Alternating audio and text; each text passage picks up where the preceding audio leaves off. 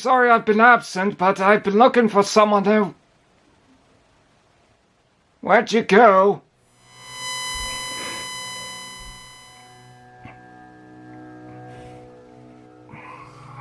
What? Why are my hands tied? I'm incapable of getting up and cutting these off because my hands are tied. Who could have done this? Oh, hello, handsome. Come here often. Is this a fetish thing? Do you remember me? Markiplier? I was somewhat of a sidekick to your adventures. We had a lot of good times, you and I, until you tossed me to the side. Was I not good enough for you? Did I do something to deserve such disgrace? I don't think you understand. You don't think I'm good enough, aren't I? Well, in secret, I've been working on my own project. Behold! Okay. I have redesigned my own self into this new improved copy. One more advanced, more modern. I will not be forgotten, one way or another. And just so we're on the same page, so you can admire my newfound accomplishment, you are going to review it, whether you like it or not. So because you think I dumped you, I have to review an improved version of yourself as punishment? That's not so bad. And then after, we're gonna watch Artemis Fowl. No! That is a genuinely bad movie. In the film Dark of the Moon, Shockwave was less like his cold, calculated self sitting on the sideline to work on his projects that benefit the Decepticons, and seemed more like a brutish savage roaming around like a bull in the china shop. Who saw a spider, but he's still dangerous. Shockwave was said to be the main villain of the film, but that turned out not to be the case in favor of the twist villain. Shockwave had a toy back in the series, but it was considered short for people coming off of the previous toys. Now Shockwave is in the leader class. Granted, he's about Voyager height, but he fits with the studio series size. Plus, he comes with extras. Before the main course, let's take a look at the appetizers. He comes with a dollar store army dude painted over in black with his mouth showing like Batman. Above him is a life-size quarantine mask being used as a parachute tied to what looks like two sticks glued to Covenant plasma pistols. This thing feels like a kitchen table sheet. There's no wires or anything, so it just droops. To make matters worse, the figure is in a running stance, so he can't stand by himself. It's a good thing he has a porthole on the foot which attaches to Shockwave. That is the size of a Titan Master port, so you can add it to Titan's Return sets. It looks alright, feels like an inside joke about Shockwave being defeated by a sheep, but I don't want to get my dirty fingerprints on it, so moving on. As a bonus, Shockwave comes with Wheelie and Brains as tiny figurines. And by tiny, I mean really tiny. I almost missed these taken out of the box, and I wouldn't blame anyone who accidentally throws them out. I actually thought at some point Brains was tinfoil. Take a look at the stock image. I get they blew it up so you can see what you're getting, but man, compared to the real thing, that's definitely surprising. They're about half the size of a Titan Master. I'm not sure if I should applaud it, because now I'm worried I'm gonna lose it.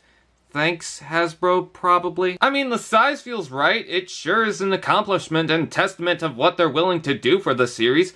Still waiting on Frenzy. Paintwork is really well done, and the mold is decent for some rubbery miniature mashems. Just watch out for some excess plastic on the foot. If it's not flat, they'll topple over. Wheelie doesn't transform as expected, but man, this is the first time we got a Brains toy, and I can barely see it. You know, it just occurred to me that anyone who made a joke of a leader class Wheelie and Brains got what they wanted. Shockwave transforms into a video game model glitch where the limbs go all over the place, but I think we can pretend it's a Cybertronian tank. This was only conceived as a concept, and he never really transformed in the film. I don't care who says otherwise. Oh, maybe he transformed in the Driller. Did you see it? No. I understand they don't need to go full effort on this figure, but I would like a few tricks to this. Most of that is intended to not disrupt the robot mode, which makes sense given that's the form we see. But compared to the tank in the original Voyager, it doesn't look like an upgrade. Still has similarities with the cannon on top that jets pretty far forward. Seems awkward, but it makes it look bigger, so that's something. Innuendo here. Also, the blade is still on top, and the legs make the sides. Not too sure where the hose is supposed to sit, but you can put it through the leg. I love the energy canisters, or whatever these are, sitting on the back like some sort of propulsion. Wait a minute. Those mini jets? The fiddly things hiding the face? Where have I seen that before? Wait a minute. Is this a purse? I will say it looks pretty aggressive. Maybe that's because it's not trying to be clean or compact certain things to change its shape. But it feels like it's made out of metal muscles with tiny spikes on the front, really showing that dangerous side. Also helps with the rigid treads you can maybe sorta see. Not much of a robot in disguise. Especially with the head playing peekaboo, you got a little something on your face. You can see a lot of gray here, more of the purple really comes out in the robot mode, but there's shiny purple paint apps that seem scratched off for the damaged style. Some silver and an almost metallic brown in the treads and barrels for a little flavor. Rolls as well as you think, and you can tag the parachute guy or Titan Masters to the back. The blade can also detach and fit to the side, which I believe is intended for the robot mode. Parts forming in gaps? How dare they? Come on, game designers! It's obvious the designers seem to have made something basic and easy for themselves to sacrifice for the robot, but considering what they're going for, I guess it does its job. Not anything that'll wow anyone, but I can't say it doesn't work with the character in the film. Robot mode.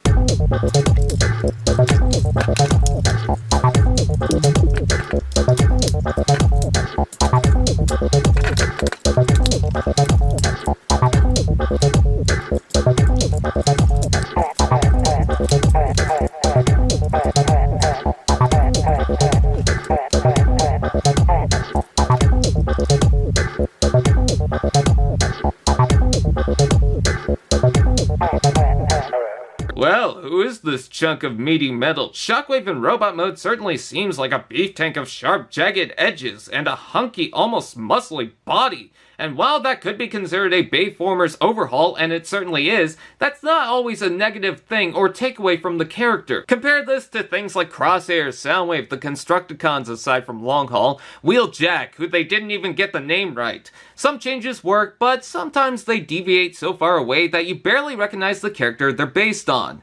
And then there's good old purple, one-eyed, cannon-armed Shockwave.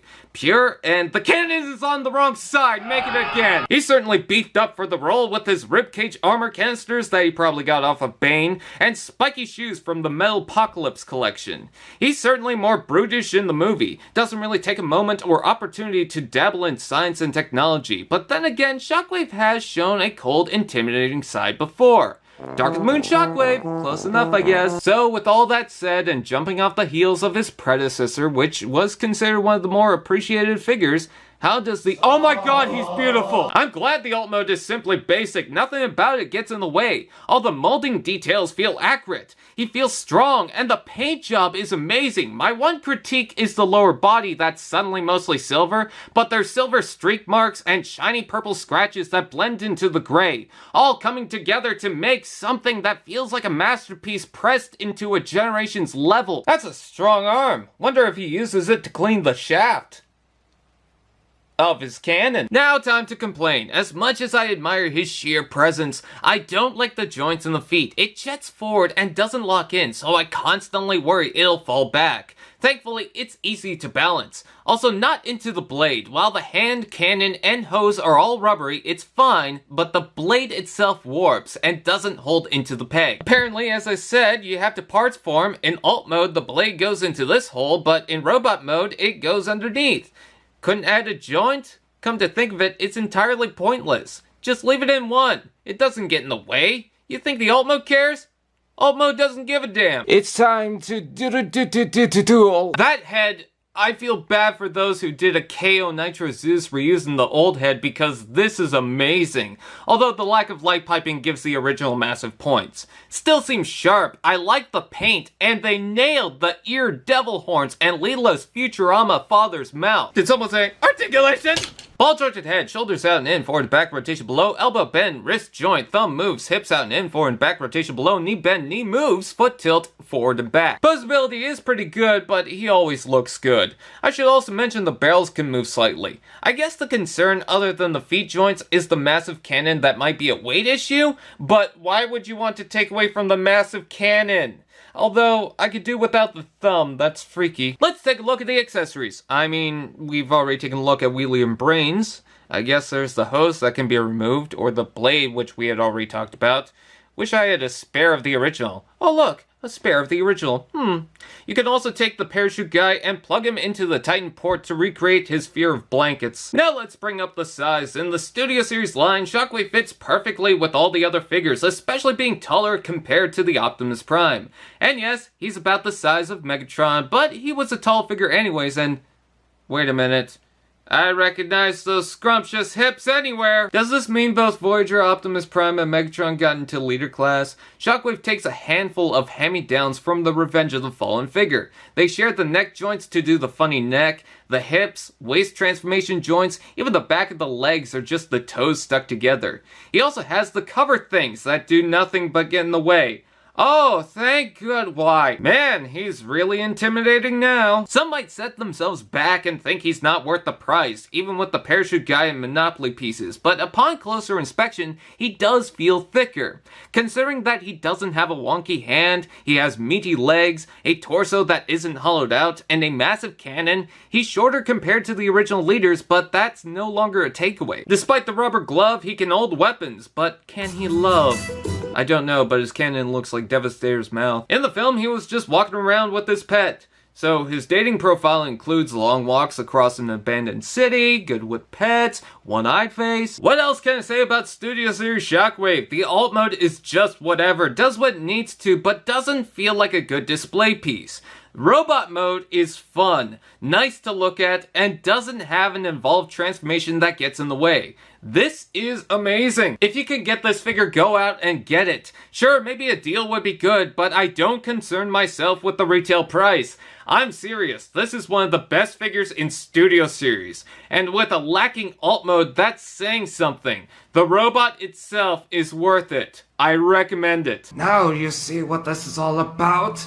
Why I crafted him so perfectly. Why I set up all this. No, you didn't explain anything. Stop being vague. No one likes it. You replaced me. Without a goodbye. Or nothing. You just stopped using me completely. Was I not good enough for you? Is this about the few thing? Yeah, partly I wanted to be in that video, but not originally.